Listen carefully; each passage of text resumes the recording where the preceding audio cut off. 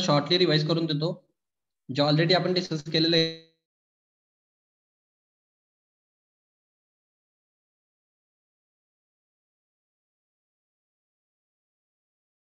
which is at a 42 units from the origin which is normal to the vector. आता याच्यामध्ये हा जो vector तुम्हाला दिला गेलेला आहे हा नॉर्मल वेक्टर आहे. ओके, आणि तुम्हाला जे वेक्टर इक्वेशन लागतं प्लेनचं ते वेक्टर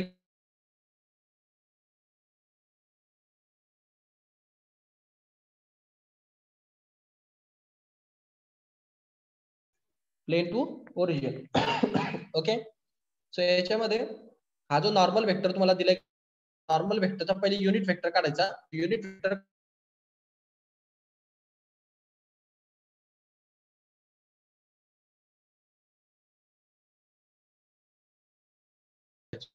तेव्हा तुम्हाला त्याचा युनिट वेक्टर भेटणार. युनिट वेक्टर घेऊन आपल्या R vector N cap vector is equal to P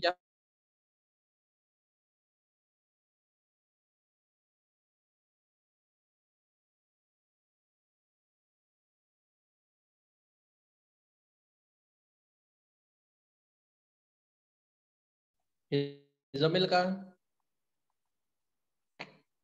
हो सर. हॅलो, हा मी शॉर्ट मध्ये सांगतोय, तुम्ही पाहून घ्या नंतर.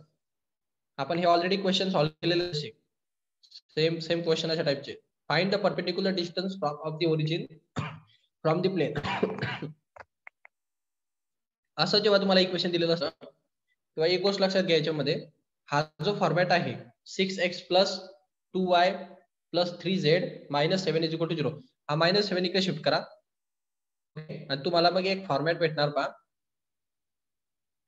जो तुमचा हा समोरचा वेक्टर असतो, हा वेक्टर तुमचा नॉर्मल वेक्टर म्हणून काम करतो. ओके, सो हा नॉर्मल वेक्टर आहे तुमचा इनडायरेक्टली. तुम्ही बघता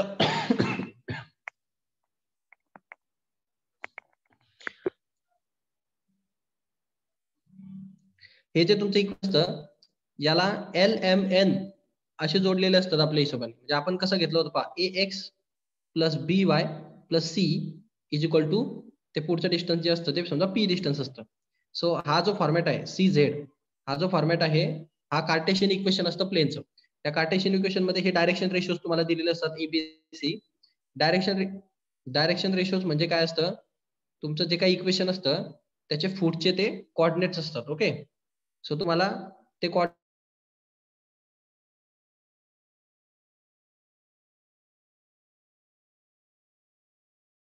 हा जो वेक्टर असेल याला IJK लावा. हा IJK झाल्यानंतर हा आर वेक्टर म्हणून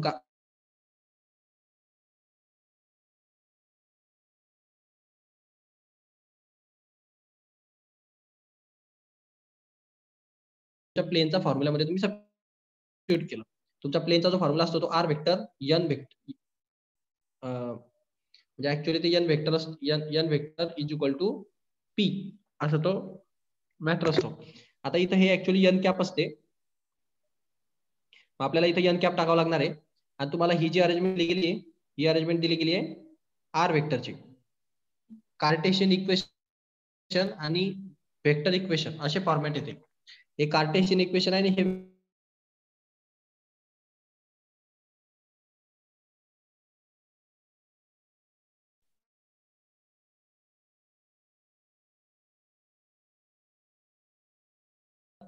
तर इथं हे जे ABC जे दिलेले असतात, हा ABC चा मिळून हा नॉर्मल वेक्टर तयार होत असतो कधी पण. आणि इज इक्वल टू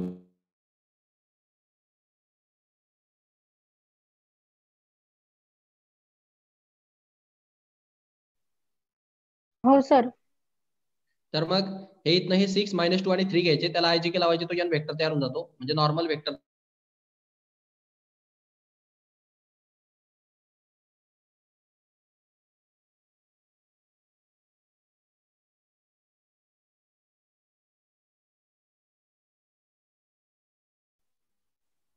या नॉर्मल वेक्टरचं मॅग्निट्यूड काढून घ्या, तुम्हाला एन कॅप वेक्टर भेटेल. आता इथे एन कॅप काढला तुम्ही, हा एन कॅप काढला. एन कॅप का काढला?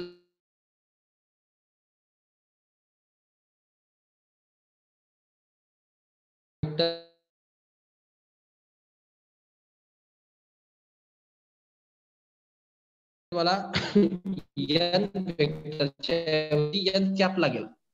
पहिले एन वेक्टर घ्या, त्याची मॅग्निट्यूड काढा. मॅग्निट्यूड कशी काढतात, तर एन कॅप हा एन वेक्टर डिवायडेड बाय त्याची मॅग्निट्यूड घ्या, तुम्हाला हे अशी भेटेल. आता हे 6/7 -2/7 -5/7 +3/7 अशी तुम्हाला हा वेक्टर भेटेल. हा तुम्ही तुमच्या याच्यामध्ये सबस्टिट्यूट केला पाहिजे इक्वेशन मध्ये, तो भेटला तुम्हाला आर वेक्टर. हा वेक्टर जो आहे हा N cap vector.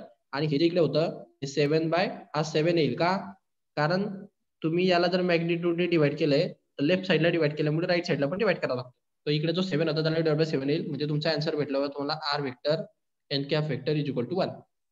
7/7 1. Clear? Yes.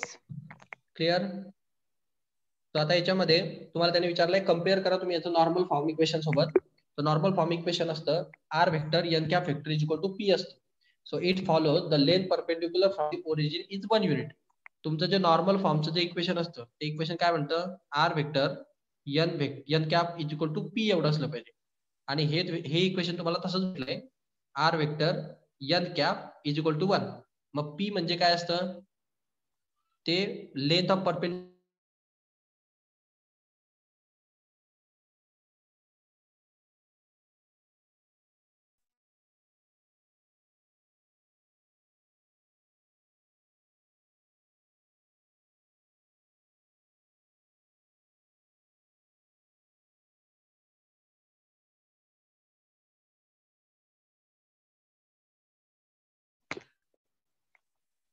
किंवा तुम्ही अल्टरनेट तुम्ही नॉर्मल फॉर्म इक्वेशन सुद्धा वापरू शकता. नॉर्मल फॉर्म इक्वेशन जर तुम्हाला करायचं असेल तर काय करावं लागेल, हे जे तुम्हाला इक्वेशन दिलेलं होतं यालाच त्याच्या मॅग्निट्यूडने डिवाइड करा प्रत्येकाला, म्हणजे तुम्हाला नॉर्मल इक्वेशन भेटून जाईल.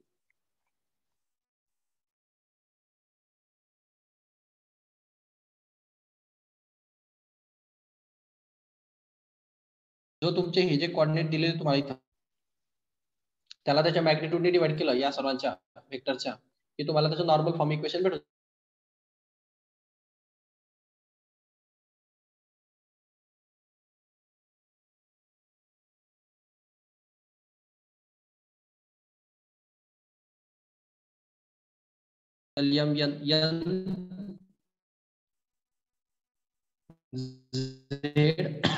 हा नॉर्मल फॉर्म आहे. Normal form. हा हो. आता याच्यामध्ये एल एल एम काय, एल म्हणजे काय, एम म्हणजे काय आणि एन म्हणजे काय.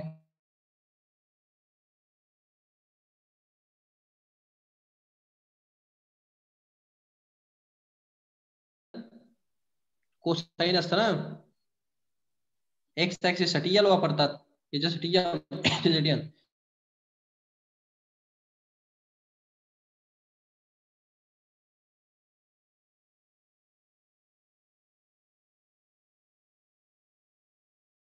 ऍक्सिस सोबतचा अँगल नाही सर. अल्फा असतो, वाय ऍक्सिस सोबतचा अँगल बीटा असतो, झेड ऍक्सिस सोबतचा अँगल गॅमा असतो.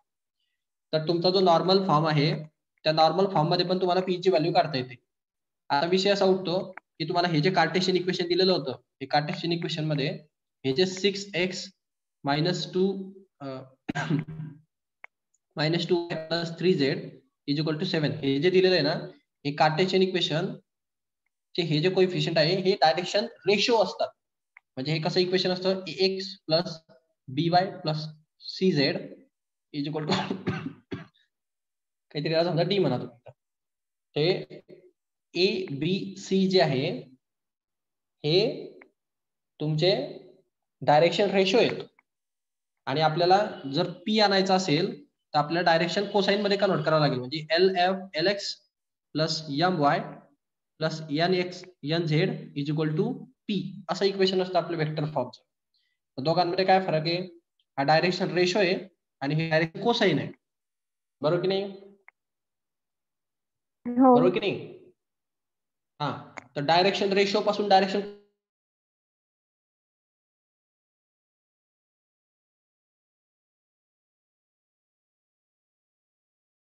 त्याचे फॉर्म्युले वेक्टर मध्ये झालेले आहेत तुम्हाला.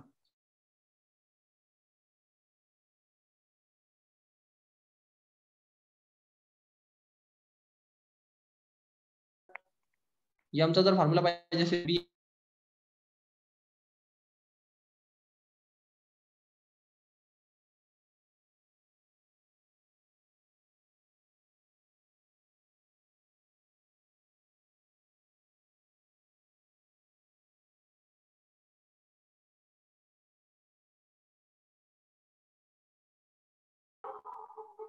C upon square root of A square plus B square plus C square. समजलं का?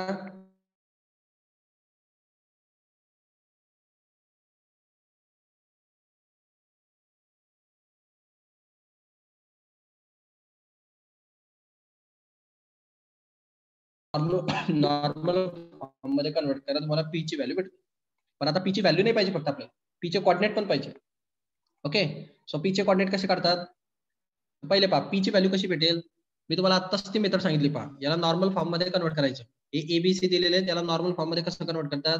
हा 2, हा 6 आणि हा 3 याचे स्क्वेअर रूट घेऊन, हे पहा, हे स्क्वेअर रूट घेऊन त्याचे स्क्वेअर करून त्याची व्हॅल्यू काढली, ती आली 7. समजलं का?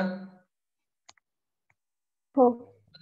हा, आता ही 7 घ्यायची आणि या प्रत्येकाला डिवाइड करून टाकायची, म्हणजे तुम्हाला डायरेक्शन कोसाइन भेटतील. म्हणजे हे 2/7x प्लस हे पहा 6/7y आणि हे -3/7z इज इक्वल टू, आता इकडे 7 ने डिवाइड केलं तर या इक्वेशनला बॅलन्स करण्यासाठी इकडे पण 7 ने डिवाइड करावं लागतं.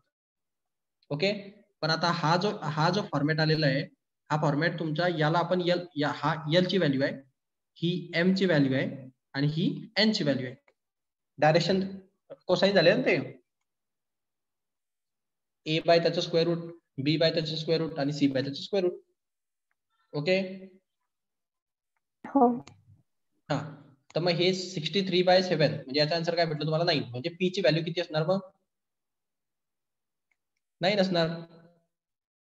9. कारण तो y plus N Z is equal to P असतो. मग ही एल आहे, एल एक्स आहे, एम वाय आहे, एन झेड आहे.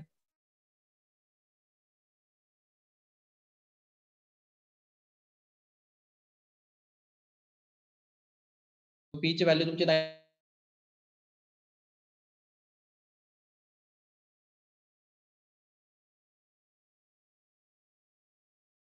फ्रॉम दी ओरिजिन, म्हणजे पी पॉइंटचे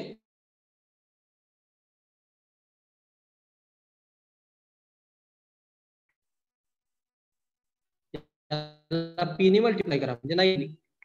त्याला 9 ने मल्टिप्लाय केलं की तुम्हाला एक्स वाय झेड असे कोऑर्डिनेट भेटून जातात. X coordinate, Y coordinate, Z coordinate. हो. क्लिअर? इथं दिलंय पहा खाली तुमचे हे LMN निघाले, LMN, आणि तुम्हाला जर तुमचं जर पी ची व्हॅल्यू आली ती 9 आलेली होती, आणि जर तुम्हाला कोऑर्डिनेट पाहिजे असतील परपेंडिक्युलरच्या पुढचे, तर तुम्हाला जो फॉर्म्युला आहे तो LP, MP आणि NP असतो. तो छोटा p म्हणजे ते डिस्टन्स असतं आणि कॅपिटल P म्हणजे तो पॉइंट असतो, त्याचे कोऑर्डिनेट आहे. तर त्याचे फॉर्म्युले LP, NP, MP असतं. L आणि P, M आणि P आणि N आणि P तिघांचे तुम्हाला व्हॅल्यू माहिती, तुम्ही टाका आणि सॉल्व्ह करा. Okay,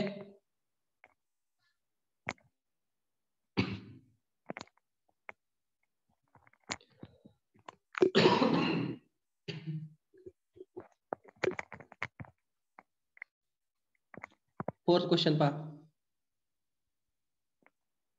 reduce the equation two the normal form. Normal form मध्ये ते इक्वेशन आणायचे आपल्याला.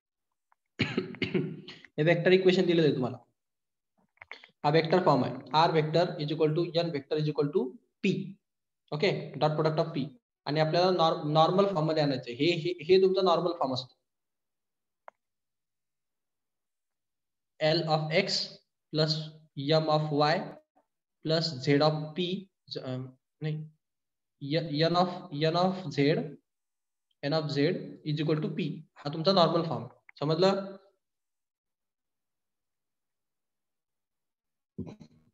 समजलं का? त्याच्यामध्ये हो. तुम्हाला इक्वेशन आणि तुम्हाला वेक्टर फॉर्म दिलेला आहे. वेक्टर फॉर्म दिलेला कसा आणणार नॉर्मल फॉर्म मध्ये? हा पहिला क्वेश्चन होता, नॉर्मल फॉर्म मध्ये आणायचा. आणि काय दिलं ते? पहिली गोष्ट, त्याला रिड्यूस करा नॉर्मल फॉर्म मध्ये, आणि त्यानंतर फाइंड करायचे काहीतरी.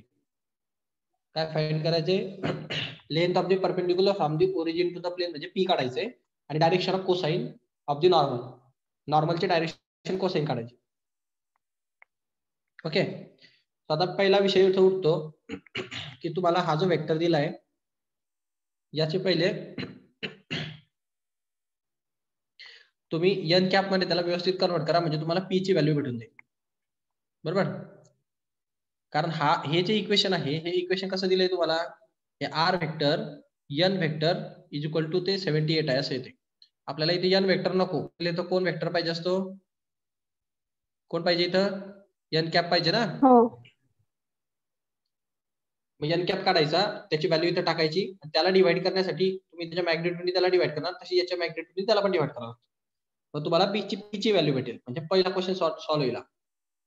Length of perpendicular from the origin to the plane, म्हणजे पी ची व्हॅल्यू भेटेल. मग तुम्ही काय करणार? पहा, एन व्हेक्टर घेतला तुम्ही इथून, एन व्हेक्टर घेतला, त्याची मॅग्निट्यूड काढली, त्याची व्हॅल्यू 13 आली. ती 13 घेऊन आपण दोन्ही साईडला डिवाइड केलं.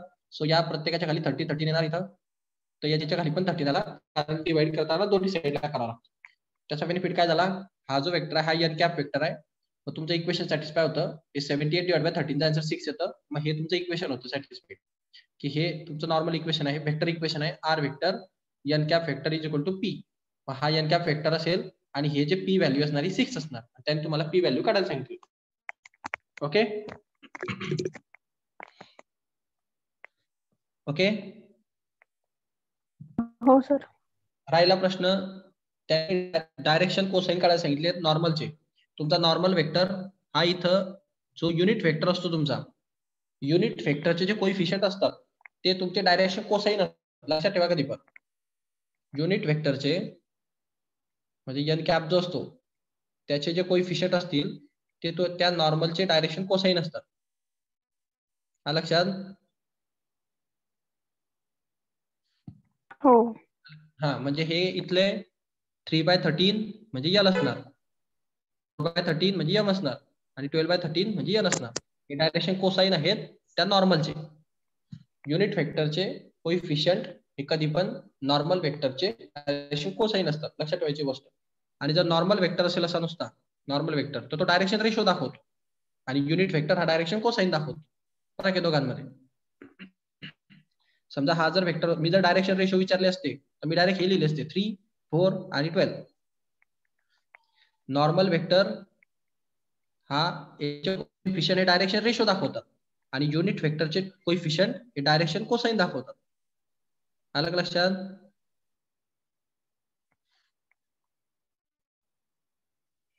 आलं का लक्षात?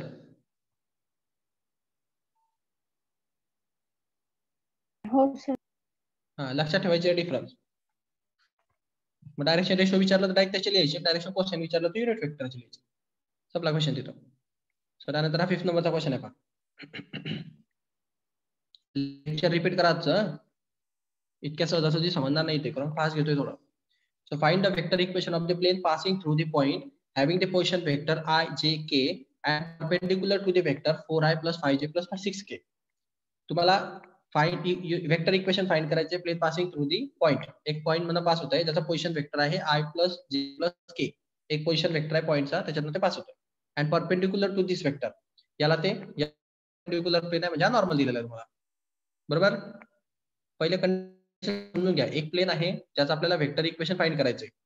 हा प्लेन वरती एक पॉइंट आहे ज्याचा युनिट वेक्टर, ज्याचा पोझिशन वेक्टर आहे I plus J plus K. म्हणजे हा एक पॉइंट आहे ज्याचं नाव आहे P, समजा P पॉइंट एक पॉइंट असेल, आणि या जो वेक्टर आहे याला एक परपेंडिक्युलर आहे. Perpendicular vector 4i plus 5j plus 6k. हा नॉर्मल सारखं काम करेल, बरोबर की नाही? प्लेनला परपेंडिक्युलर म्हणजे नॉर्मल असतो. काय डाऊट याच्यात? नाही सर. ओके. सो याला नॉर्मल पॉइंट फॉर्म म्हणतात. तर नॉर्मल पॉइंट फॉर्म जो आहे वेक्टरचा, ते इक्वेशन काय होतं नॉर्मल पॉइंट फॉर्मचं?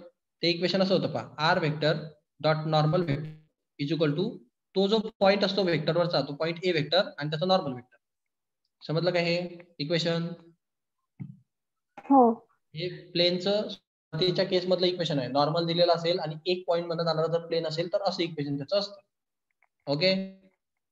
याच्यामध्ये हा ए म्हणजे काय, तो पॉइंट वेक्टर असतो, हा position vector point. N vector म्हणजे आर वेक्टर, तो एक अनदर पॉइंट असतो प्लेनवरचा कुठला पण, त्याचा वेक्टर असतो. त्या आरला पण काहीच करत नाही, तो आर राहू द्यायचा. मग तुम्हाला नॉर्मल आणि एका पॉइंट मध्ये जाणारं इक्वेशन माहिती आहे, तुम्ही फक्त काय करणार त्याच्यामध्ये व्हॅल्यू सबस्टिट्यूट करा. सो आर आर राहील. नॉर्मल वेक्टर तुम्हाला ऑलरेडी माहिती आहे, ए वेक्टर तुम्हाला ऑलरेडी माहिती आहे. सो व्हॅल्यू सबस्टिट्यूट करा. ए वेक्टरची value I plus J plus K असणार, आणि हा नॉर्मल वेक्टर असणार जो की परपेंडिक्युलर होता प्लेनला. ओके. सो ए एन वेक्टरचा डॉट प्रोडक्ट काढून घ्या, कारण सो ए वेक्टर आणि एन वेक्टर, हा ए वेक्टर घेतला इथं, हा एन वेक्टर घेतला, यांचा डॉट प्रोडक्ट घ्यायचा म्हणजे काय, फक्त कोएफिशियंटने कोएफिशियंटला मल्टिप्लाय करायचं. तर 1 याचा 1 याचा 1, 1 into 4 4, 1 into 5 5, 1 into 6 6, so 4 plus 5 plus 6 15. So हा जो प्रोडक्ट आलाय तुमचा, याचा आन्सर आहे 15. क्लिअर? हो सर. क्लिअर? हा, हे 15 घ्यायचं, ह्या ए एनच्या जागी ठेवून द्यायचं, म्हणजे तुम्हाला भेटणार R vector dot N vector is equal to 15. Okay, तुम्हाला या वेक्टरची व्हॅल्यू माहिती आहे, ती व्हॅल्यू सबस्टिट्यूट करा. सो तुम्हाला वेक्टर इक्वेशन भेटणार, आर वेक्टर एन वेक्टर म्हणजे काय होता, 4i plus 5j plus 6k, 4i plus 5j plus 6k is equal to 15. Finished. Vector equation संपलं. ओके, हो. पुढे पहा. Find the Cartesian equation of the plane passing through A and direction ratios of whose normal are 0, 2 and 5. तुम्हाला Cartesian equation find करायचे आहे passing through दिस point. ए point मधून जाणारा Cartesian equation काढा. ओके, सो एक पॉइंट आहे ज्याच्यातून पाहतो आणि तुम्हाला डायरेक्शन रेशो दिलेले आहे नॉर्मलचे. ओके, आता कार्टेशियन इक्वेशन काय होतं ते महत्वाची गोष्ट आहे. तुम्हाला इक्वेशन आठवणं गरजेची गोष्ट असते. याच्यामध्ये सर्वात महत्वाची गोष्ट आहे इक्वेशन पाठ करणं, म्हणजे कोणतं इक्वेशन कसं आणि कधी वापरायचं आणि कुठलं वापरायचं, हा सर्वात महत्वाचा पोर्शन असतो. कार्टेशियन इक्वेशन शिकवताना मी तुम्हाला सांगितलं असेल, जर प्लेन एका पॉइंट मधून पास होत असेल, त्याचे कोऑर्डिनेट तुम्हाला माहिती असतील, x1 y1 आणि z1. ओके, पॉइंट मधून पास होत आहे, जो पॉइंट आहे समजा ए, आणि ते जे प्लेन आहे त्या प्लेनचे तुम्हाला डायरेक्शन रेशोज माहिती पाहिजे. नॉर्मलचे डायरेक्शन रेशो नॉर्मलचे असतात, बरोबर, म्हणजे नॉर्मल जो वेक्टर असतो त्याचे डायरेक्शन रेशो असतात.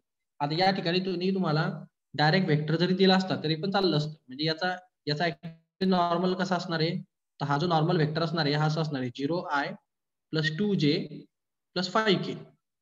समजलं का? नॉर्मल वेक्टरचे डायरेक्ट हे असतात, ते नॉर्मल वेक्टरचे जे कोइफिशियंट असतात त्यांना आपण डायरेक्शन रेशो म्हणतो. ओके, याने डायरेक्शन रेशो डायरेक्ट आपल्याला, आणि आपल्याला डायरेक्शन रेशो माहिती आहेत, एक पॉइंट x1 y1 माहिती आहे आणि कार्टेशियन इक्वेशन काढायला सांगितलंय, मग तुम्हाला हे इक्वेशन आठवलं पाहिजे. plane passing through one point and direction ratios of the normal are ABC, so that time the Cartesian equation of plane is equal to ax minus x1 plus by minus y1 plus z plus cz minus z1 is equal to 0 असतो. समजलं का? समजलं का? शिकवलंय ना हे equation theory मध्ये, नाही आठवलं? हो सर. हा, इक्वेशन एका ठिकाणी पाठ करावं लागतं ते, मग काही नाही करायचं तुम्हाला, फक्त एबीसी च्या व्हॅल्यू टाकायच्या, एक्स वाय झेड राहू द्या तसे तसे, सॉल्व्ह करा, सिम्प्लिफाय होते. त्यानंतर हा क्वेश्चनच दिसत नाही मला actually. Cartesian equation of the plane passing through A and parallel to the X Y plane. Okay, so जर प्लेन एक्स वाय ला पॅरलल असेल, ओके, तर त्याचा नॉर्मल आपल्याला काढता येऊ शकतो. मागच्या क्वेश्चन सारखा एक्झॅक्ट क्वेश्चन आहे, कार्टेशियन इक्वेशन काढायचे, सेम इक्वेशन वापरलं जाईल, मागचं जे इक्वेशन होतं तेच कार्टेशियन इक्वेशन. काय? a in bracket x minus x1 plus b in bracket y minus y1 plus c in bracket z minus z1 is equal to 0. आता याच्यामध्ये एक गोष्ट काय आहे, ते प्लेन एका पॉइंट मध्ये पास होतं, सो तुम्हाला x1 y1 आणि z1 च्या व्हॅल्यू माहिती आहे, सो याचा काही इश्यू नाही. x1 माहिती आहे, y1 माहिती आहे, z1 माहिती आहे. x y आणि z च्या व्हॅल्यू तर आपण टाकतच नाही कार्टेशियन इक्वेशन मध्ये, जसं तशा असतात, म्हणजे फक्त कशाच्या व्हॅल्यू पाहिजे तुम्हाला, a b आणि सी च्या. समजलं का? समजलं का? हो सर. आता राहिला एबीसी चा प्रश्न. एबीसी म्हणजे काय असतात, डायरेक्शन रेशो असतात नॉर्मलचे. आता या प्लेनला नॉर्मल कसा असेल आणि त्याचे डायरेक्शन रेशो कसे येतील त्यासाठी त्यांनी कंडिशन दिली. पहा, कंडिशन आहे parallel to the X Y plane. जे प्लेन त्या पॉइंट मधून पास होतंय ते एक्स वाय प्लेनला पॅरलल असलं पाहिजे, म्हणजे एक्स ऍक्सिस आणि एक्सिस जे प्लेन आहे, म्हणजे एक्स वाय ऍक्सिस, या प्लेनला ते प्लेन कसं असेल, पॅरलल असेल, म्हणजे त्या दोघांच्या मध्ये गॅप असेल. आलं का लक्षात? हे प्लेन वरचं प्लेन या खालच्या प्लेनला पॅरलल आहे. आता विषय असा असतो की जेव्हा एक्स वाय प्लेनला ते पॅरलल येतं तेव्हा ते फक्त कोणत्या प्लेन मध्ये ऍक्सिस कट होणार आहे? ऍक्च्युली फक्त झेड ऍक्सिस कट होईल, कारण एक्स ला पण कटिंग होणार नाही, वाय ला पण कटिंग होणार नाही, कारण दोघं प्लेन एकमेकाला पॅरलल आहे. यांच्यात फक्त एकच डिस्टन्स येतं, ते म्हणजे झेड ऍक्सिस मध्ये. ओके. आणि जेव्हा दोन प्लेन एकमेकाला पॅरलल असतात तेव्हा ही गोष्ट लक्षात ठेवायची की त्यांचे direction ratios x Y plain जर पॅरलल असेल, एक्स वाय प्लेनला जर पॅरलल असेल तर त्याचा परपेंडिक्युलर हा झेड ऍक्सिस मध्ये येणार. झेड ऍक्सिस हा त्याचा परपेंडिक्युलर असतो. बरोबर? समजलं का? समजलं का? नाही समजलं? इथे केस होते ना, जर एक्स आणि वाय प्लेनला जर पॅरलल असेल तर झेड ऍक्सिस हा परपेंडिक्युलर असणार दोघं या प्लेनला. जर तुमचं प्लेन जर एक्स आणि झेड असेल तर वाय ऍक्सिस हा परपेंडिक्युलर असतो, म्हणजे नॉर्मल असतो. आणि जर तुमचं प्लेन झेड आणि वाय असेल तर एक्स ऍक्सिस हा नॉर्मल असतो, परपेंडिक्युलर येतो ना त्या प्लेनला तो. समजलं का? नाही समजलं? हो सर, समजलं. जे प्लेन असेल, ज्या ऍक्सिसचं ते प्लेन बनलेलं असतं त्या प्लेनला परपेंडिक्युलर कोण राहील? ऍक्सिस राहील ना.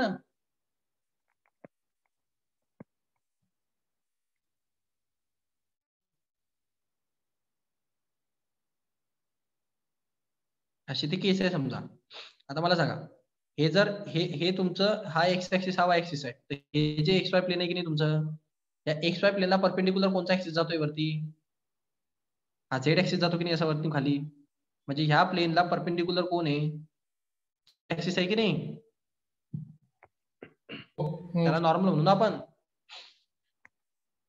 समजलं का?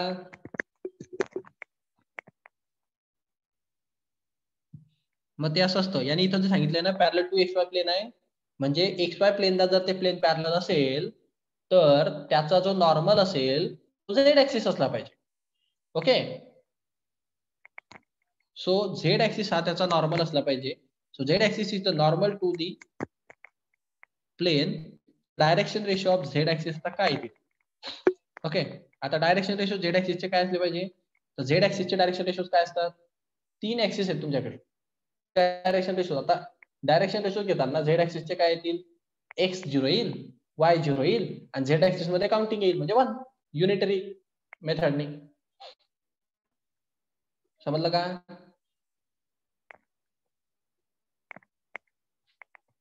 युनिटरी मेथड घ्यायची असते जेव्हा तुम्हाला असं सांगितलं जात नाही. तेव्हा जेव्हा तुम्हाला सांगितलं जातं की डायरेक्शन रेशो काढा कोणत्याही ऍक्सिसचे, तेव्हा असेच काढतात.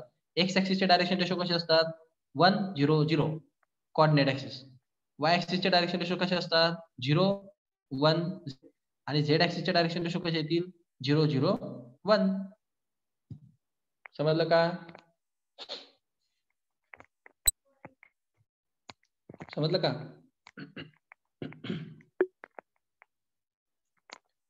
हॅलो, समजलं का? हो आवाज सर. येतोय का? हा, सोपं आहे ना, काय डोकं लावायचं त्याच्यात. सो हे डायरेक्शन रेशो झाले तुमचे झेड ऍक्सिसचे. झेड ऍक्सिसचे का काढले? कारण नॉर्मल असणार आहे तुमच्या एक्स वाय प्लेनला म्हणून. मग मग हे तुमचे डायरेक्शन रेशो आहे, हा तुमचा तो पॉइंट होता. सो हे 7 7 8 आणि 6 हा x1 y1 z1 असेल. हे 0 म्हणजे a, 0 म्हणजे b आणि 1 म्हणजे c. डायरेक्शन रेशो पण माहिती आहे, x1 z1 y x1 y1 z1 पण माहिती आहे. आणि आपल्याला इक्वेशन पण माहिती आहे, Cartesian equation. a in bracket x minus x1 plus b in bracket y minus y1 आणि plus c in bracket z minus z1. टाका व्हॅल्यू, काढा सॉल्व. ओके. हो. पुढे पहा. The foot of the perpendicular drawn from the origin to a plane is m1 0 0. Find a vector equation of the plane. Vector equation काढायचे आपल्याला. आणि आपल्याला the perpendicular drawn from the origin to, तुम्हाला m जी ही value दिलेली आहे ही position vector दिलेला आहे. Okay, जे की तो पास होतो त्याच्यामधनं. सो 1 0 0 हा पोझिशन वेक्टर आहे त्याच्यातनं तो वेक्टर मधनं तो पास होतोय ओरिजिन पासूनचा. ओके, परपेंडिक्युलर आहे तो. म्हणजे अशा प्रकारचा एक प्लेन असेल, त्या प्लेनवरती एक पॉईंट असेल एम, तो एम पॉईंट ओरिजिन पासून या डिस्टन्स वरती, एम आहे 0 0 1 या पॉईंट वरती, म्हणजे एमचे कॉर्डिनेट दिले तुम्हाला आणि हे पी डिस्टन्स याच्यातलंच असेल, म्हणजे या दोघांच्या मधलं शॉर्ट. आणि तुम्हाला वेक्टर इक्वेशन काढायचं. Okay, vector equation of the plain.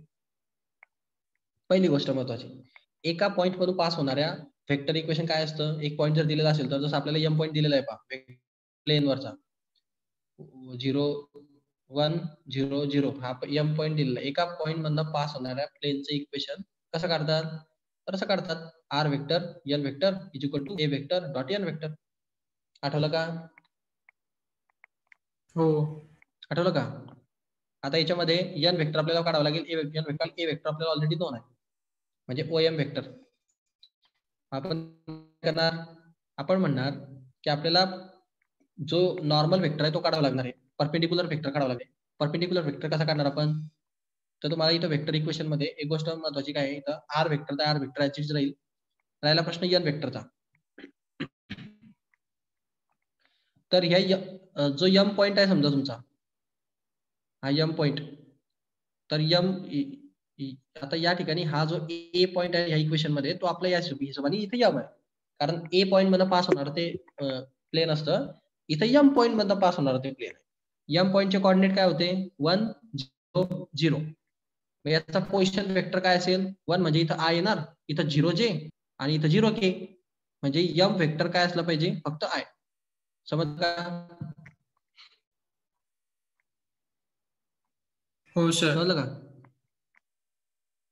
हा, राहिला प्रश्न आता विषय असा तो परत की हा जो वेक्टर आहे हा एक्स ऍक्सिस मधला, म्हणजे एक्स ऍक्सिस मध्ये जो वेक्टर आहे, बरोबर. आता याला जर आपल्याला परपेंडिक्युलर ड्रॉ करायचंय, बरोबर, एक परपेंडिक्युलर, तर तो परपेंडिक्युलर कसा येणार, आता इथं पहा तुम्हाला दाखवलेलं असेल बघा,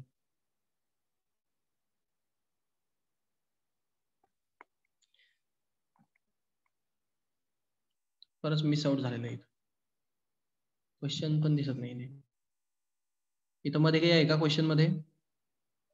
बुक आहे का कोणाकडे? बुक आहे का कोणाकडे? सर ते वरचं पेज घ्या सर, याच्या कळेल त्यात. याच्या मागचं पेज घ्या सर.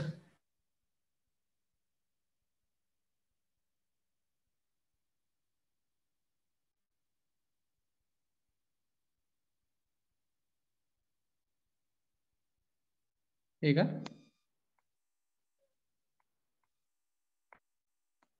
टू द लाईन, हा, मग त्यांनी एम वेक्टर फॉर्म केलाय, मग एन वेक्टर त्याचा ओ एम वेक्टर आलेला आहे. ओके, मग एम एन वेक्टर काढलेला आहे.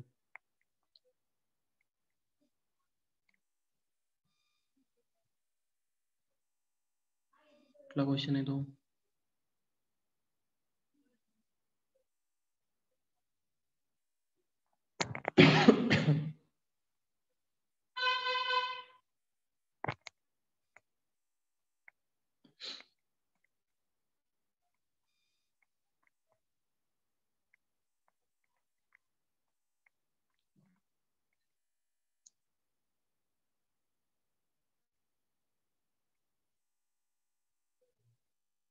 परपेंडिक्युलर कसं काय झालं?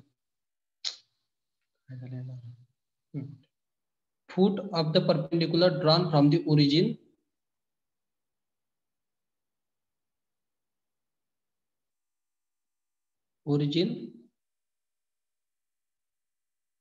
to a plane. अच्छा, is m. Okay, find the vector equation of the plane. So आता इकडे पहा,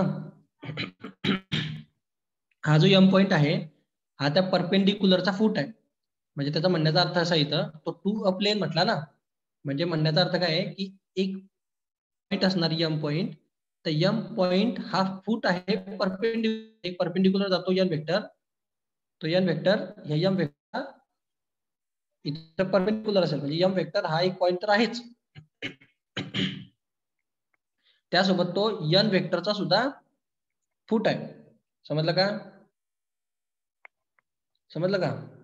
म्हणजे तो त्या प्लेनवरचा पण पॉइंट आहे आणि n वेक्टरचा एंड पॉइंट आहे, म्हणजे त्याच्या नॉर्मलचा एंड पॉइंट असणार. नाही समजलं? समजलं. आता राहिला प्रश्न, आपल्याला नॉर्मल वेक्टर कसा निघणार आहे? जो तुमचा ओरिजिन पॉइंट असेल, परपेंडिक्युलरचा फूट आहे, तर याचा जो परपेंडिक्युलर असेल त्याचा तो फूट येणार, म्हणजे तो एक पॉइंट पण आहे आणि त्या परपेंडिक्युलरचा फूट, अशा दोन्ही गोष्टी तो एकाच टायमाला काम करतो. सो m वेक्टरचा जो परपेंडिक्युलर काढायचा झाला, तर m वेक्टर m पॉइंट मधून जो पोझिशन वेक्टर असेल हा सुद्धा त्याला परपेंडिक्युलरच येणार ना, पोझिशन वेक्टर ओरिजिन पासूनचा. सो हा जो वेक्टर येणार आहे हा परपेंडिक्युलरच येईल प्लेनला. या m चे तुम्हाला पॉइंट माहिती 1 0 0. सो त्याचा पोझिशन वेक्टर जो येणार आहे त्याचा पोझिशन वेक्टर OM, तो पोझिशन वेक्टर सुद्धा येणार आहे OM वेक्टर, म्हणजे पोझिशन वेक्टर तो येईल I plus 0J plus 0K. आणि हा पोझिशन वेक्टर जो असेल हा परपेंडिक्युलरच असेल प्लेनला, कारण तो प्लेनचाच फूट होता. सो दॅट्स वाय तुम्ही या OM वेक्टरला नॉर्मल वेक्टर म्हणू शकता प्लेन. समजलं का? समजलं का? हो सर. ही कंडिशन त्यांनी एकाच वेळेस दोन गोष्टी टाकलेल्या आहेत. तो काय म्हणतो, m पॉइंट हा प्लेनवरचा पॉइंट आहे, पण m पॉइंट हा नॉर्मलचा फूट सुद्धा आहे. तर एकाच टायमाला तो दोन गोष्टी करतो, एक पॉइंट म्हणून पण काम करतो आणि फूट म्हणून पण काम करतो. सो दॅट्स वाय एकाच वेळेस दोन वेक्टर म्हणून वर्क होईल. तो ए वेक्टर म्हणून पण तोच वर्क होईल आणि n वेक्टर म्हणून पण तोच वर्क होईल, कारण एक पॉइंट म्हणून पण आणि वेक्टर म्हणून पण दोन्ही गोष्टी काम करेल. सो या ठिकाणी हा जो an आहे, ए वेक्टर म्हणजे तो m पॉइंटचा जो वेक्टर राहील तो पण आयच राहील, नॉर्मल वेक्टर आहे तो OM वेक्टर हा पण आयच येईल. सो दोघांचा डॉट प्रोडक्ट जर आपण घेतला म्हणजे इथं, तर डॉट प्रोडक्ट आयचा डॉट प्रोडक्ट काय येईल, त्याचा आन्सर 1 येईल ना. 1 into 1 1 होतं ते. समजलं का? हो. आणि मग ते घेऊन ते इक्वेशन मध्ये टाका तिथं, मग तुम्हाला तुमचं इक्वेशन भेटून जाईल. आपला जो नॉर्मल वेक्टर होता OM वेक्टर, म्हणजे हा नॉर्मल आहे नॉर्मल वेक्टर, तर आपलं जे इक्वेशन आहे ते असं आहे पहा, आर वेक्टर ऍज वेक्टर राहील, नॉर्मल वेक्टर जो आहे तो आय आहे फक्त, बरोबर, आणि an ची व्हॅल्यू तुम्हाला 1 भेटली आहे, म्हणजे हे तुमचं वेक्टर इक्वेशन असलं पाहिजे. ओके.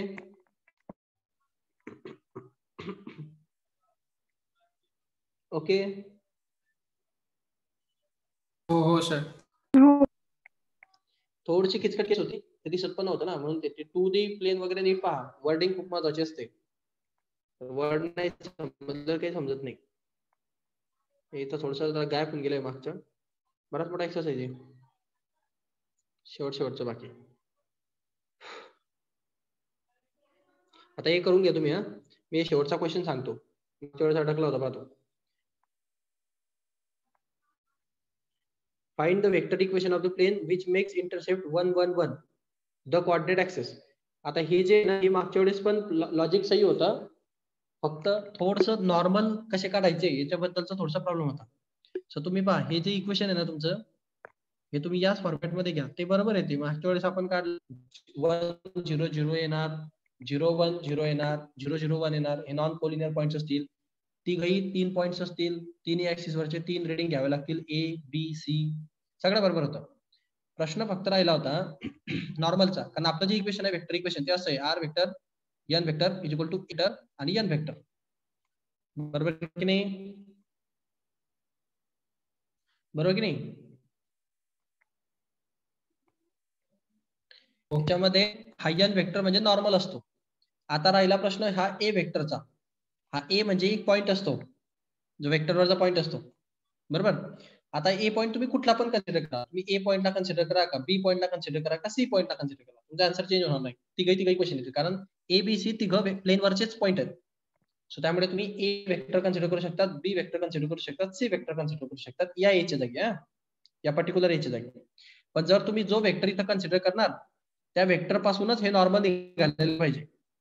म्हणजे समजा आता तुम्हाला मी मागे सांगितलं होतं पहा, की समजा हे 3 पॉइंट असतील एका प्लेनवरचे, हा आपली स्क्रीन एक प्लेन आहे, याच्यावर 3 पॉईंट आहे ए बी सी असे. ओके, हा ए वेक्टर, हा बी वेक्टर, हा बी पॉईंट आणि सी पॉईंट आहे. म्हणजे याचा पोझिशन वेक्टर ए वेक्टर असेल, याचं पोझिशन वेक्टर बी वेक्टर असेल, याचं पोझिशन वेक्टर सी वेक्टर असेल. ओके, सो जर मला या ए वेक्टर पॉईंट मधनं नॉर्मल काढायचंय, म्हणजे या प्लेनला नॉर्मल येईल ना तो, तर कसा काढेल मी? हा ए सी वेक्टर आणि हा ए बी वेक्टर, या दोन्ही वेक्टरचा जर मी क्रॉस प्रोडक्ट घेतला, पहा A C vector cross product of A B vector, तर याचा क्रॉस प्रोडक्ट हा नॉर्मल जातो की नाही या दोन्ही वेक्टरला? हो. सांगितलं होतं ना, परपेंडिक्युलर असतो तो क्रॉस प्रोडक्ट. म्हणजे मी ह्या क्रॉस प्रोडक्टला या प्लेनचा नॉर्मल म्हणू शकतो का? मग म्हणू शकतो का? हो हो म्हणू शकतो की नाही? सर. ही प्रॉब्लेम होता काल मला प्रॉब्लेम हा होता की मी सी पॉइंटला घेऊ, बी पॉइंटला घेऊ का ए पॉइंटला घेऊ. पण मी मग त्याच्यावर पाहिल्यानंतर आपल्याला ए पॉईंट, बी पॉईंट, सी पॉईंट तीनही पॉईंट कन्सिडरेशन मध्ये घेता येऊ शकतात, बिकॉज तीनही पॉईंट आपल्या प्लेनचाच पार्ट आहे. समजा तुम्ही जर ए पॉइंटला इथं हा वेक्टर म्हणून घेतला, समजा इथं ए पॉईंट जर तुम्ही कन्सिडर केलाय, तर तुम्हाला हे एबी आणि एसी आणि एबी आणि एसीच घ्यावं लागेल नॉर्मल. ओके, म्हणजे ते आता सांगितलं ते केस. समजा कोणी म्हणेल की नाही, आता समजा कालचं माझं कन्फ्युजन होतं, ए घ्यायचा, बी घ्यायचा का सी घ्यायचा. समजा ए इथं आहे, हा ए वेक्टर असणार, समजा वेक्टर असणार आणि हा सी वेक्टर असणार. मी असं म्हटलं की हा जो ए पॉइंट असतो, हा तो पॉइंट असतो, तो वेक्टर ज्याच्यातून प्लेन पास होतो, तर तो ए मधनं पण पास होतो, बी मधनं पण पास होतो, सी मधनं पण पास होतो. सो समजा मी जर का बी पॉइंट इथं कन्सिडर केला याची जागी, आलं लक्षात? तर मला काय करावं लागेल, या बी पॉइंट म्हणून नॉर्मल कसा येईल? हो. बी ए बी बी वेक्टर बी ए चा क्रॉस प्रोडक्ट आपल्याला घ्यावा लागेल बीसीसी. आलं का लक्षात? तेव्हा तो त्याचा नॉर्मल भेटेल. समजलं?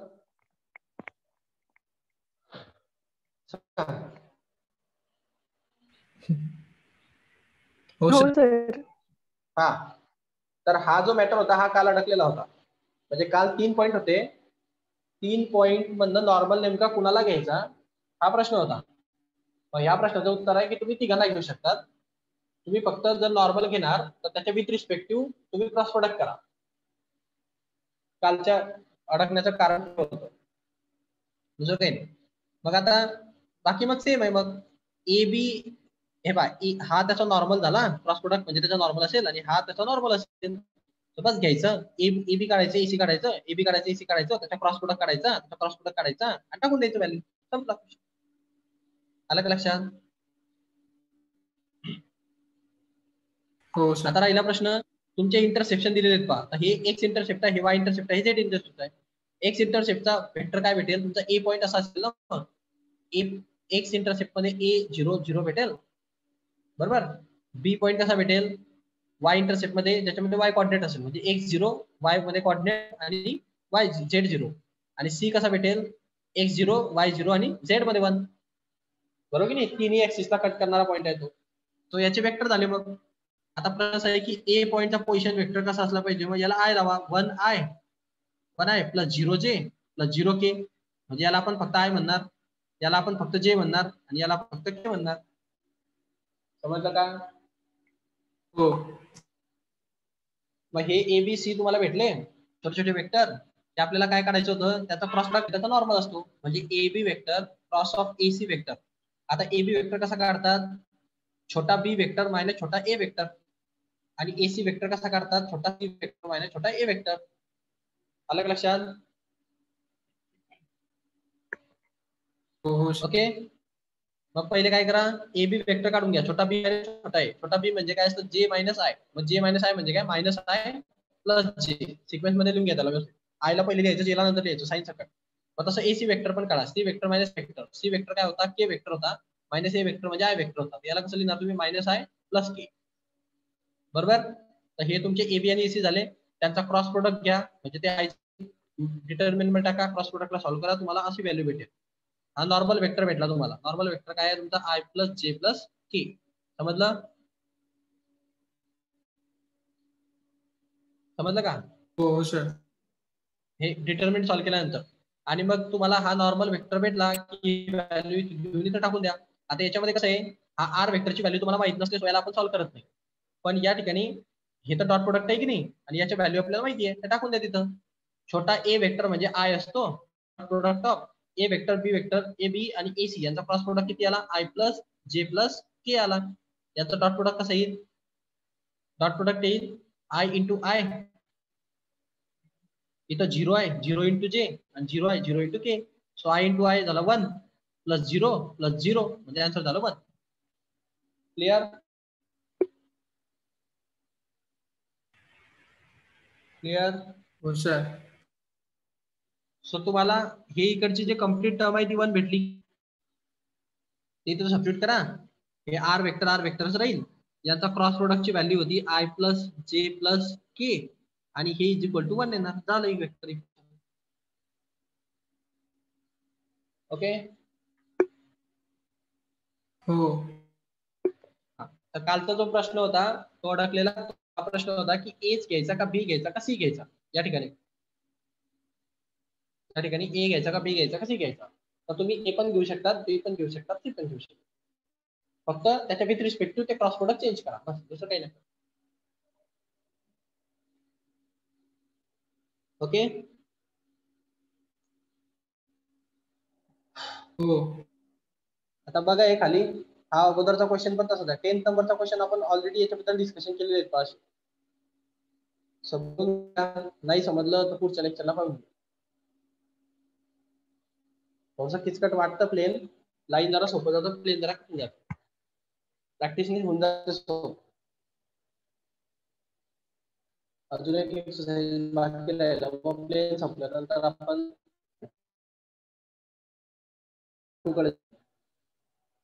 ओके थांबू आपण.